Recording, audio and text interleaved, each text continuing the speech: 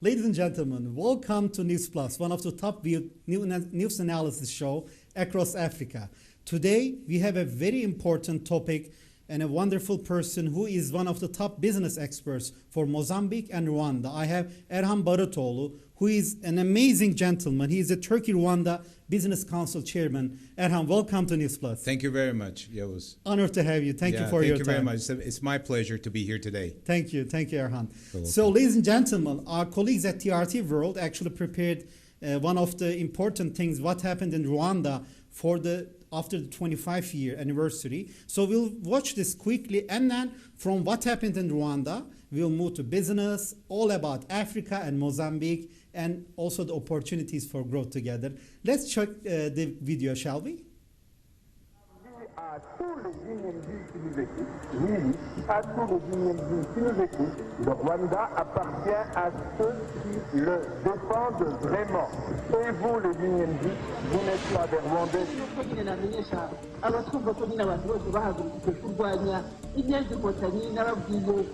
What you're hearing over here is the radio that Rwandans will hear on a daily basis.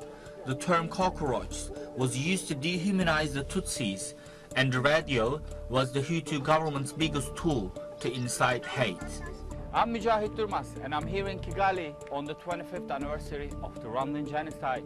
We will speak to the people and find out how European colonizers created the foundation for one of the worst atrocities in the history of mankind that took place right here in Rwanda.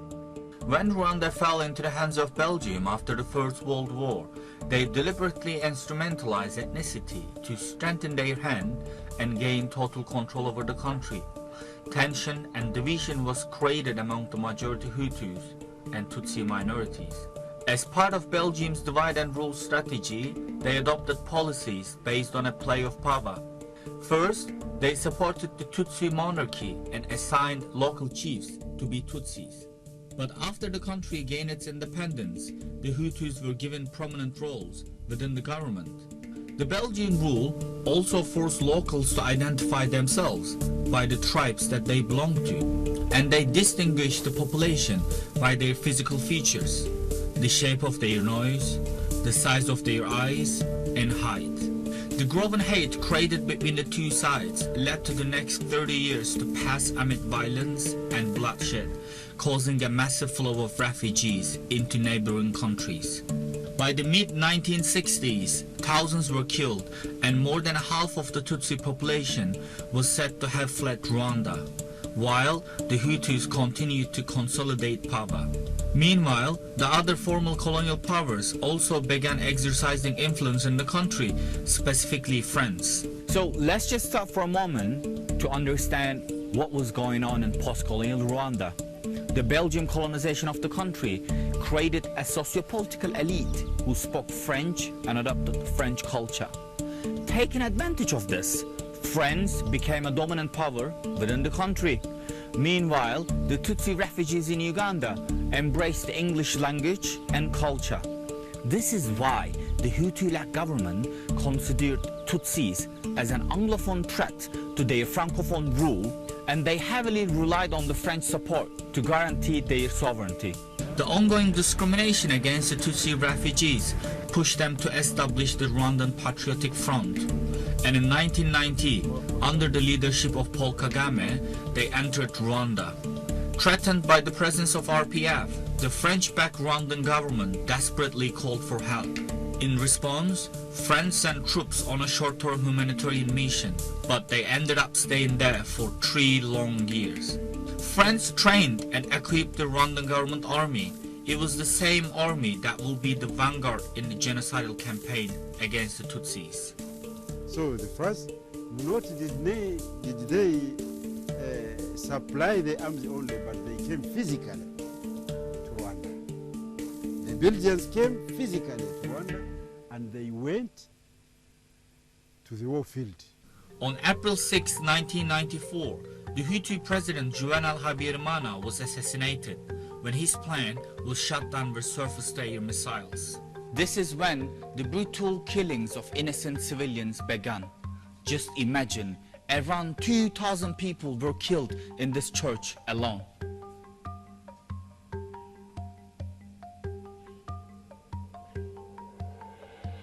At a time when international support was needed more than ever, the Belgium-backed UN peacekeeping mission, established to prevent civil war, reduced their foothold by almost 90% to just 270 men. Humanitarian agencies estimate that around 100,000 people were killed throughout Rwanda just in the first 2 weeks. 3 months into the genocide, French government announced Operation Turquoise. The aim was to establish a safe zone to help rescue civilians, but witnesses say the French mission failed.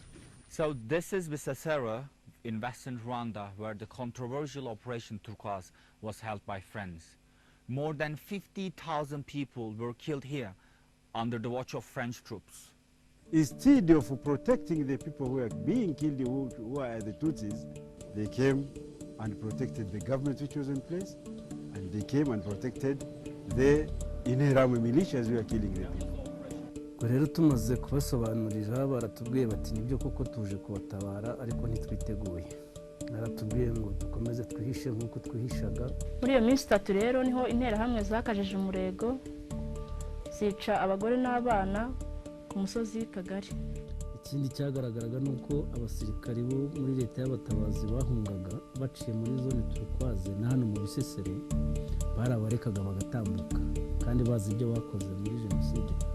The failure to protect the Tutsis from genocide not only played out on the ground in Rwanda, but also at the UN headquarters, where several cables were ignored.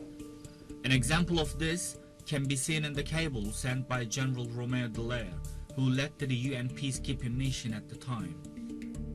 Aggressive actions have been taken against the particular ethnic groups, against the general civilian population, and against UNAMIR, which has resulted in fatal and non-fatal casualties.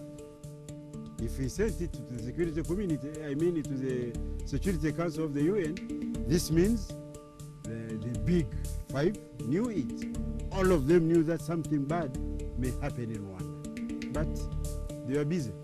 Representatives of the Western world will once again come here to Kigali on the 25th anniversary of the Rwandan genocide. With roses in their hands, they will pay tribute to the hundreds of thousands of innocent lives that lost just in 100 days. I cannot help but wonder, will the world leaders accept that their failures to act quickly and decisively could have saved the lives of Rwandans?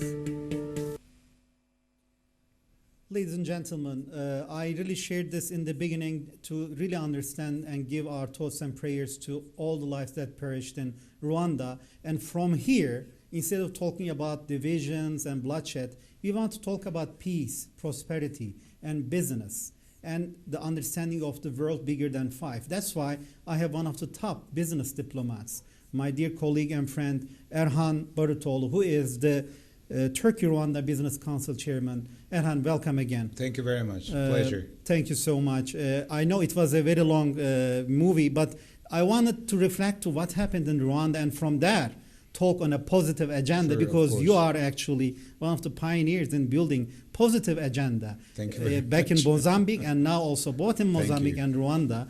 That's why your role is extremely important. Thank you very much. And for our 900 million viewers, I know you very well, but for our viewers, do you mind telling a little bit about who Erhan BARUTOGLU is? Yeah, well, just I don't want to elaborate on the my background, but just to give you a little bit information. Please. That I've been graduated from Middle East Technical University as civil engineer, and right after that, it took about 2.5 years that I had the master's degree.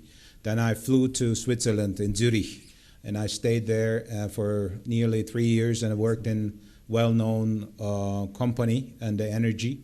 And then I got back to Turkey and got, let's say, an executive business administration program degree in Boğaziçi University. That's one of the top universities in Turkey. Congratulations. And yeah, thank you very much. And after that, I just worked in various companies in the contracting business, energy, and industries and trading. And now, because of the pandemic, I didn't stop, so it just motivated me to complete some of the programs in leading well-known universities in the United States, and from online distant, let's say, education thing. And after that, I'm just working as a top management senior executive, and the company is my company. I'm from 2019. I'm the board member of DEIK Energia Limitada. I'm just saying the Portuguese version of it, and because it's established in Mozambique just before the pandemic occurred. That's great, congratulations. And thank you. And also the board advisor of this very well-known Turkish contractor company, Telloğlu Group. And they're just the EPC contractors and the transmission lines and substations. And I've been traveling to Africa for the last 17 years. You actually lived in Africa as well, right? I lived in Mozambique a little bit time.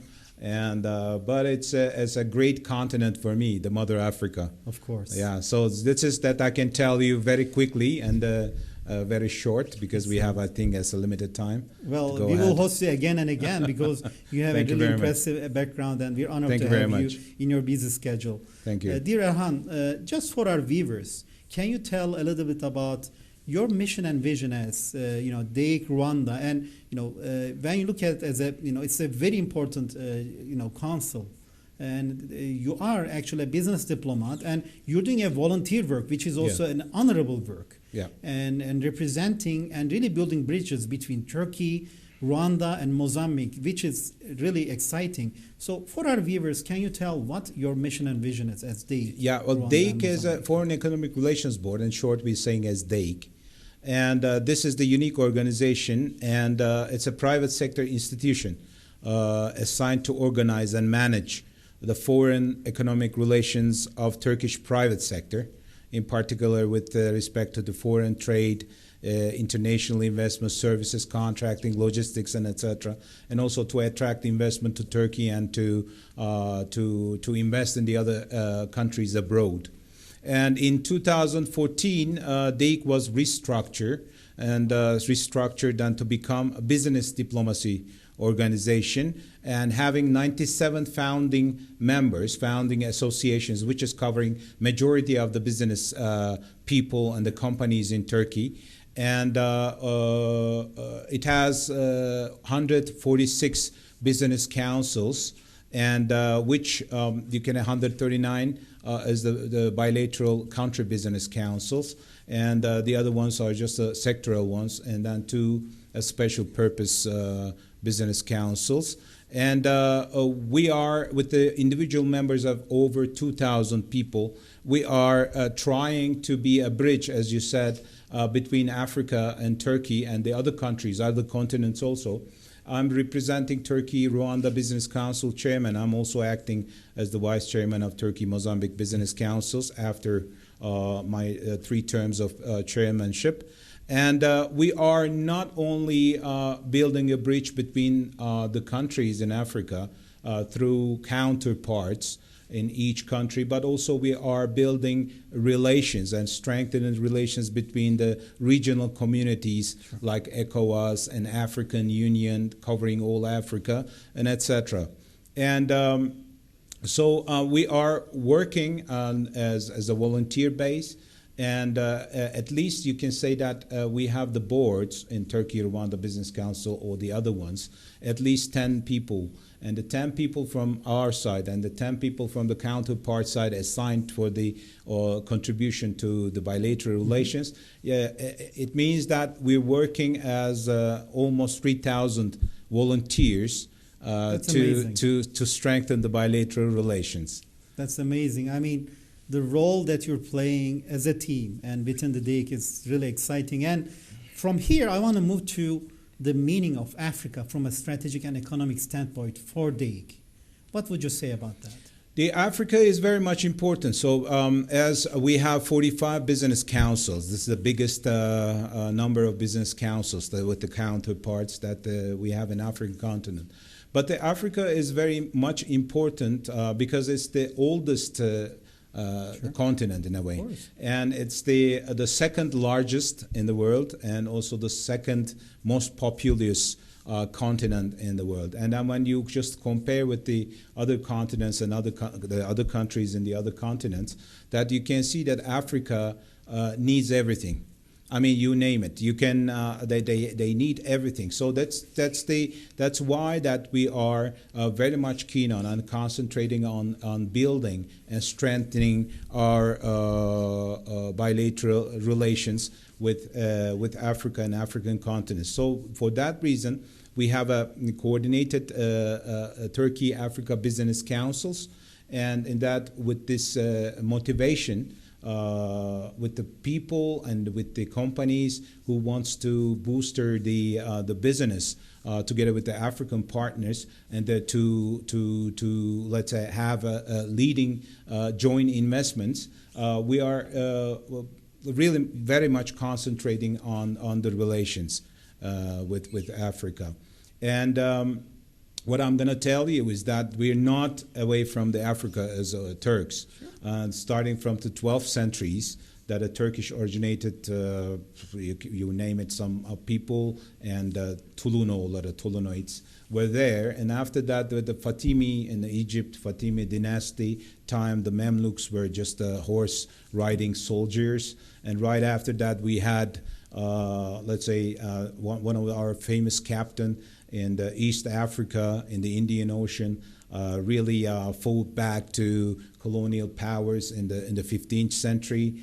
And right after that, in the 16th century, we were in North Africa, but never been like the others in the Western. And we embrace the people there, and they love us, and we love them. We are still loving them. And another important point that I would like to touch is that after the Berlin Conference at the end of the 19th century, where there was very much strict on the colonial borders and let's say colonial powers, just to have the strength in the African countries.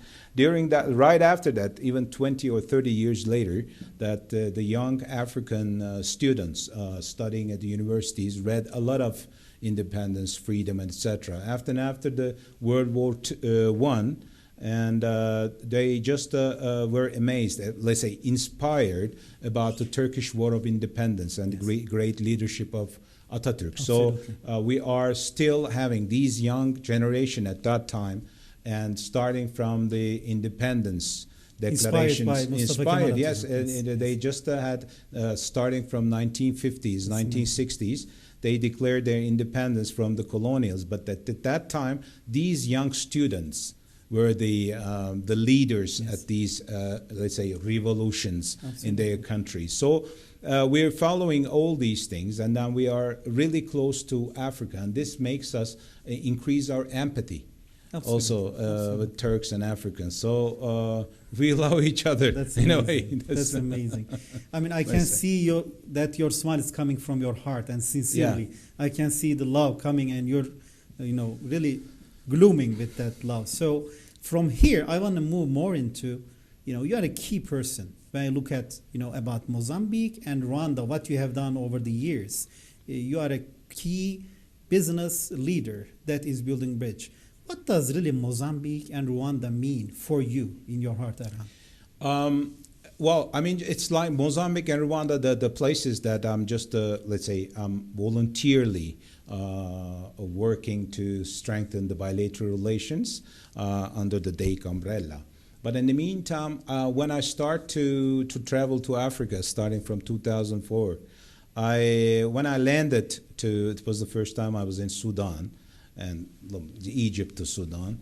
And then I start to love the African people. I don't know, somebody says that when you touch the red soil, you never there's no going back. Yeah, basically. Something You're like there, that. So I just continue to travel. But I'm also reading about the history of Africa, starting from before Christ, 60,000, 70,000, where we just Homo sapiens came out from Africa, and etc. From there, about the civilizations in Zimbabwe, and then Metupa, and etc. etc. But all the countries are very important. So it's a continent with multicolored, multi-dynamics, multicultural countries and the people. So it's a multicolored continent in a way. A real diversity. Yeah, basically, diversity, right? and also just multicolor. So in order to understand them, you're getting closer to the countries and to the people.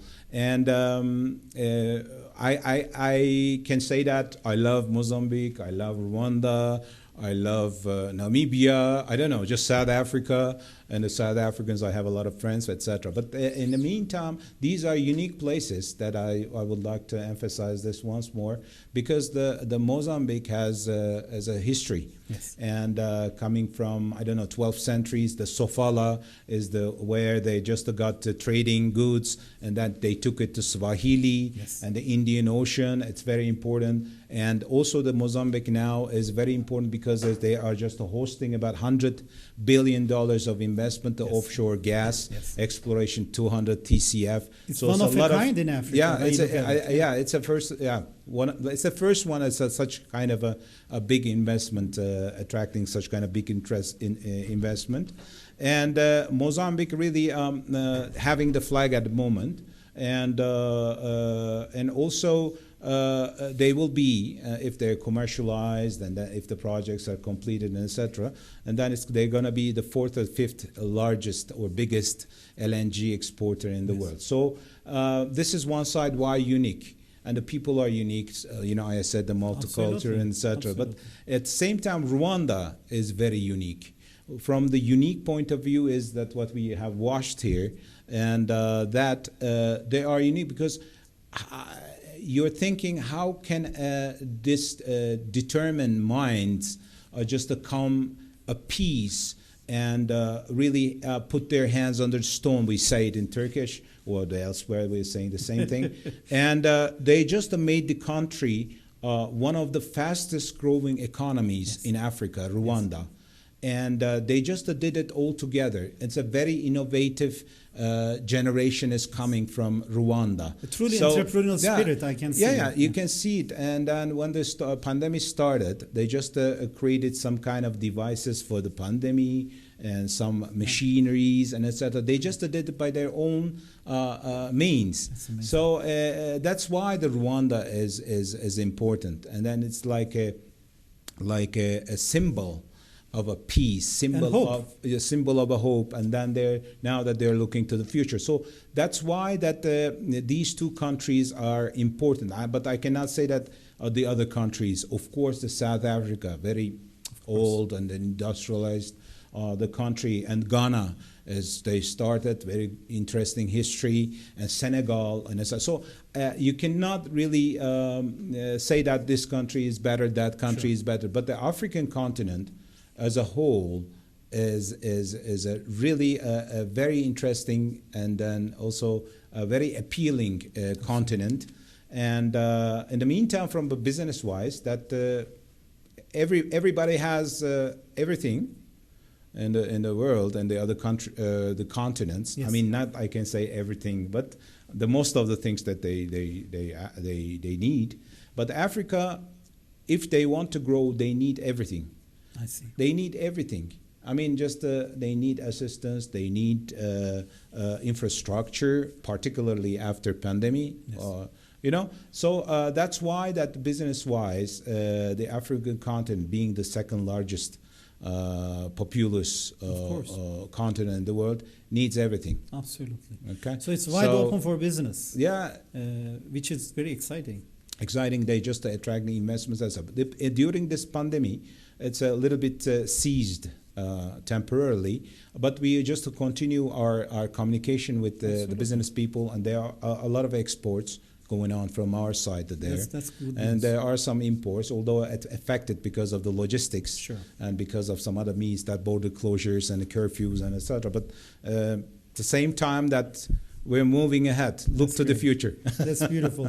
I mean, supply chain management will always be a growing issue until we get over the pandemic, regardless of wherever you are in the world. So, but to your point, continuity is important. So you managed to continue that business flow, which is really exciting. We are trying at the moment. Just we're great. looking forward this COVID disappears and soon with the nice vaccines and etc. So let's looking forward to the future what we can do. Definitely. But we are now more digitalized in a way. Erhan, from your standpoint, back in 2005, Turkey announced the Africa year, and from that point where Recep Tayyip Erdogan made that announcement, and that was in preparation back in 1998 actually, and we are looking at a really, recoming of Turkish business, Turkish entrepreneurs, Turkish, NGOs, Turkish Airlines, Marif Foundation, Yunus Emre Institute, many of the different,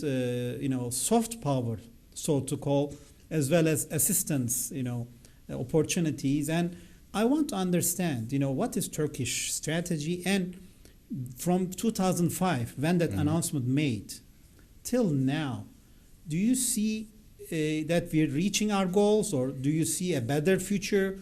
I'm really curious about your view, since you lived in Mozambique, and you have been dealing with both Mozambique and Rwanda for such a long time. Yeah, well, in fact, starting from 2003, in fact, there are some figures that I remember. Excellent. Because I don't want to remember a lot of figures. The viewers can go inside and just to look to the websites and try, the Googling. And but really a big jump. And why I'm saying this, and when we started in 2003, it was around $3.8 billion, something like that, at a bilateral trade volume with the African continent in general. But now, last year, if I'm not wrong, it's slightly over $25 billion. That is correct. Which is very closer to $26 billion. And when you look to the figures, I mean, the main figures that I can give you is the Turkish contract is very well known worldwide. Yes. And really good ones. Very high quality and optimized pricing. And when you look to the figures, that the total volume of projects that we have realized in the African continent reached almost to $70 billion. Awesome. $70 billion. Wow.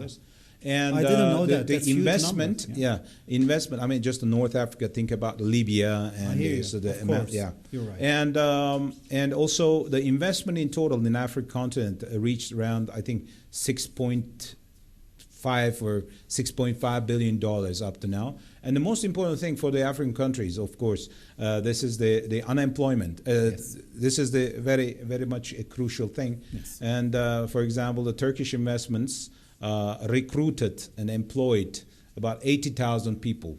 So just to multiply with 4 or 5, so it gets us 400,000 people. So this is. I think what we come from 2003, if we just really refer to the figures. But in the last 10 years that I dominated in the biggest projects, the biggest investments, they are concentrated in Ethiopia and in Tanzania, and now with the trigger of this projects in Mozambique, that where our Turkish contractors are really involved in this. So we will be, the third one will be Mozambique. I'm just saying that the North Africa is leading always. But in the meantime, for sub-Saharan Africa, that these are the countries that will be emerging countries. But I'm just checking these things, if I'm making anything wrong about the figures. Sure. That's all. At the end, when you look at it, the idea is to really build bridges. And one of the ways to build bridges is also media and TV, What do you think for Africans media and TV means? Well, I mean, it's very important that I can tell you because I'm just some contacts in the media in South Africa and also some other reporters and etc. Particularly in the Western Africa. It's a really a bridge, and the importance of this media and also the apps etc. as a communication means in general has increased during this pandemic times. Let me just, I would like to tell you something about that. When I was in the first time, and not first time, but several times later, that I realized that in Africa, there are some money transfer through SIM cards. Wow, through the phone. Yeah, through the phone. I never thought about it because we had everything. I mean, just we have in here from the banks, accounts, transfer, and Western Unions. But I was amazed about the SIM card operators are just transferring money to the accounts of the other people. The accounts mean that do not have a bank account. So I said, okay, I mean, this is the African solution to an African problem. So this is like a motto for me. African solution to African problem. Yeah, always you have to seek for African solutions to African problems. Absolutely. That's very important, and that's why that the communication, when you think about, for example, let's say I'm just the end, the Cape, and when you go just 8,000 kilometers from Turkey, or you can think of China, Beijing or Shanghai, and then you just have a very much distance. But you're communicating in seconds. And then, the most important thing is just making business or to get closer is the trust. Absolutely. In order to trust that, you have to know. And in order to know, you have to have maximum data transfer, maximum information transfer. So with this communication means you're just knowing the people. Exactly. And then you're just trying to understanding their lifestyle. You like, you don't like, whatever. So at the end of the day, you're making much more closer. So the media plays a very much important role, especially in the last 4 or 5 years. Yes. And for the Turkish side, I'm talking about, and they are, enormous contribution to the relations. The Turkish series, what they say that soap operas, but I don't know whether it's soap opera or not.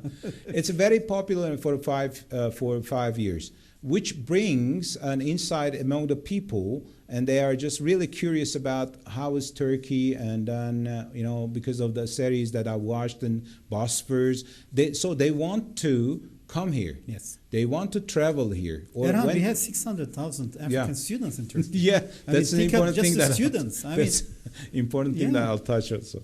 And so when you think about these, they want to come, they want to interact, and they want to and when they see, they are not prejudicial. They're not approaching prejudicial because they know now the Turks, because they recognize Turks. When somebody comes in any African country and says that I'm Turkish, yeah, I know, yeah, Turkey. That's some kind of series name, and so it's making the people binding to each other in a way. That's why that media and TV plays a very much important role in the relations, and also in Africa. I know some people from the media and very top people in South Africa. So I see also, and I watch because I look to the details so much, and then I see and watch and observe, and they're going very well. Especially from the media side, and the important thing is the cellular phones, mobile phones, and the applications inside. It's an age of digitalization. Yeah, like and some apps in Africa that they are making a big trading over that app. Everybody downloads those apps. So you're just having the photos or just selfies and etc., but they're using it for trading. That's unbelievable. So it's African solution to African problem, right? But you have to go for it. Okay. You never just have your own solution. You have to go and seek for African solution to an African problem. That's why at NTR TV we have many African broadcasters from Nigeria, from Ghana, from all around the world. So from here I want to move, this television, NTR TV, is broadcasting to Africa as the first and only Turkish television over the last 3 years, and we're working very closely with Turkish Radio Television World, TRT World. We are a modest TV channel, but we're growing now, similar to the Turkish business. So the media is also growing on the NTR side. We are now also working on some radio channels, including South Africa, Ghana, as well as other areas. So because radio is also important in the life of Africans, not just television. And we are also bringing Turkish series with our agreements with TRT World, and cartoons like Keloğlan. Sure, something like that. And, I'm very curious, how do you analyze NTR, which is a general broadcasting media company, and our work to build bridges for Africa. In So business and you're culture. just answering the question But with your these view words. is important. That's our But, mission. yeah, That's our mission. you know, these type of things always needed because of the market needs. I mean, there is, yeah, as you said, that you are concentrated on the African continent and African countries. So it's a very important thing from the Turkish side. You are making a great contribution to the relations by giving news, by giving insights, by we talk here just like I cannot say talk show, but I mean, so we are adding value to the relations of African continent, countries, and Turkey. So that's great.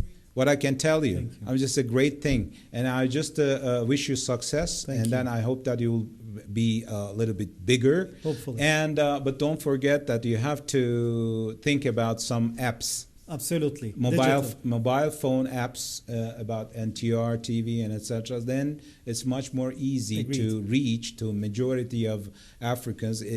Well, if they have a Wi-Fi, or if they have some connection so that they can watch with the phone, they should not go to let's say a computer, and etc. So it's the thing that I can humbly. No, I appreciate that. I mean, we are on internet as well, even though we are through Luxembourg. But app is very important for the Turkish Somalian TV. We actually have followed that track, and it's called OTT through the boxes, not just through the satellites. So we are following that track thanks to your recommendation. This is humble thing in Somalia. But from there, as DEIK Rwanda and DEIK Mozambique, you're the chairman of DEIK Rwanda and vice chairman of DEIK Mozambique, and you have been for 3 terms the chairman of DEIK Mozambique. What are your plans? I mean, we are in a pandemic, even though we have all those challenges. I think you're still continuing your work online and digitally, and you have done so much on the ground. I want to learn more from you, what you have done in Mozambique and what you have plans to do in Mozambique and Rwanda. In Mozambique, I just became the founding chairman in 2015. Right after that, as you said, that's very important. The founding means that I started this That's amazing. business council, thanks to the DEIK and thanks to the ambassador. And so right after that, I just continued for about 3 terms and in the chairmanship. And I was traveling, as I said before, or you just touched. I was traveling very much to Mozambique, almost every 2 months, maybe sometimes 3 months. And that's why that I had the opportunity to contact many people and to promote relations and to promote Turkish companies, to promote DEIK. Awesome. And so that's why that I contacted from top to bottom to everywhere, and etc. So it was a really efficient type of, let's say, a chairmanship together with the board. I've seen many meetings you have conducted successfully on the internet. I mean, really? I also watched. Thank you very much. So and you do have a proven track, I can tell you. Thank you. And starting from 2018 to 2020, I was the vice coordinator chairman of Turkey Africa Business Councils. And with these 2 things, that of course that we had a lot of work to do at that time. And then attending to meetings, events, and together with the DEIK team is a very dedicated team, by the way. Yes. And they are just hardworking people. So we just worked together, and then we made many activities. And for example, in 2017, His Excellency President Erdogan was in Mozambique. Yes. And the president of Mozambique attended, so we had held a business forum, and there are a lot of ministers just attended. A business delegation were together with the president. So I also joined some of the business delegations going to West Africa and the other parts of Africa together with the president and the business delegations. So we just worked hard in order to embrace Africans and then to have more relations, more bilateral trade volumes. That's amazing. Very much. And one of the things that, for example, we did also with the great support of the current chairman of Turkey Mozambique Business Council, and we just issued the first of its kind in Turkey how to make business in Mozambique. It's a 130-page hard copy, and also some PDF that when you enter to the website of DEIK that you can see from the And it is the first of a kind that you can find every detail if you want to make It's like a business. guideline for the guideline. Yes, it's a guideline. It's a it's a guideline that you can find everything inside regarding the business and how to make business in Mozambique, to establish a company and the taxes and you name it. Every detail was inside. And together with the board also, we just realized this. When we come to Rwanda, and we came as a chairmanship and also together with the board, and we are appointed and elected in a way, and in January 2020. And we planned our activities, and we had the board meeting, and what we have to do in the future, what are our plans next. And so we planned our activities first to have meetings with ambassadors. Beautiful. And to have a let's say business delegation that we can travel to Rwanda and to hold some kind of business forum there. And but right after that, there was some kind of news was arising, and then there is COVID, Corona, etc., etc. And during that time, there was 30 business people planned to come to Turkey. And so we said that, okay, it's a good opportunity for us that we can have this business forum here in Turkey, in Istanbul. I think it was in the beginning of March, or maybe second half, February. But right after that, of course, I mean, they were obliged to cancel their arrival. So we said what we can do. And then we said that, okay, we have to turn to new normal. And then what we can do, what we have planned, let's try to do it through a digitalized word. I mean, word and the mechanism. So we started with the webinars, we started with the meetings online, and with the ambassadors, with the counterparts, and also with the minister or vice ministers from the other side.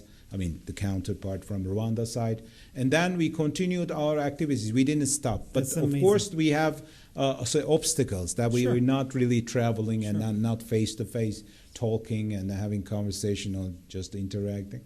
And also what we have touched, just I think 2 or 3 questions before about the African students. What we said that during the pandemic, because the border closures and then they're locked down, so nobody's traveling.